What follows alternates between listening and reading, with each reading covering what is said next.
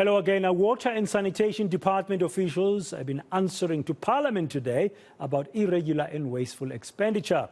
They've appeared before Scopa, that's the Standing Committee on Public Accounts. Now, the Auditor General found the department did not hold officials accountable for fruitless expenditure totaling over 300 million rand in the last financial year. Well, watching the proceedings in Parliament earlier was our colleague, that's reporter Monique Mortlock, who's covering that story for us. She's back in our studios in Cape Town now. Monique, so what happened in these answering questions, question and answer session in Parliament with Scopa, with the Department of Water and Sanitation? I mean, 300 million rand irregular expenditure, that's quite a big chunk of cash. Certainly, and that's not all that the department had to face. The department also informed the MPs, the members of Scopa, that currently National Treasury is investigating about 15 cases of irregular and wasteful expenditure within the department, totaling about 8 billion rand. And some of these dates back to the 2016-2017 financial year, 2017-2018 financial year, and 2020-21 financial year.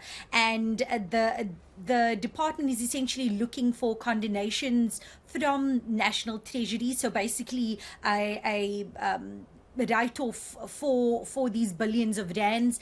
So far, the department says it's been able to have 1 billion rand condoned by the National Treasury, but MPs were questioning why the department can't simply fire or suspend or evoke some sort of disciplinary action against many of the employees who have found themselves guilty or not guilty, who have been in the middle of some of these irregular and fruitless expenditure over the last couple of years. And the department says that it has and it is still investigating many of these cases. In fact, the department said that there are over 300 cases that is still being investigated, and that it's working with the Special Investigating Unit on many of these cases, while also doing its own internal investigations, because the department says it wants to clean up and clear a backlog in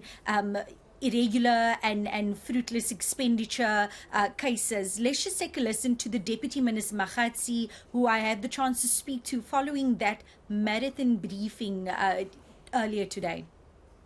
Let me indicate that when the Minister says trust us and the department says trust us, if you look at the year that we have spent in the office, we have been able to make sure that we deal with the challenges that have been there.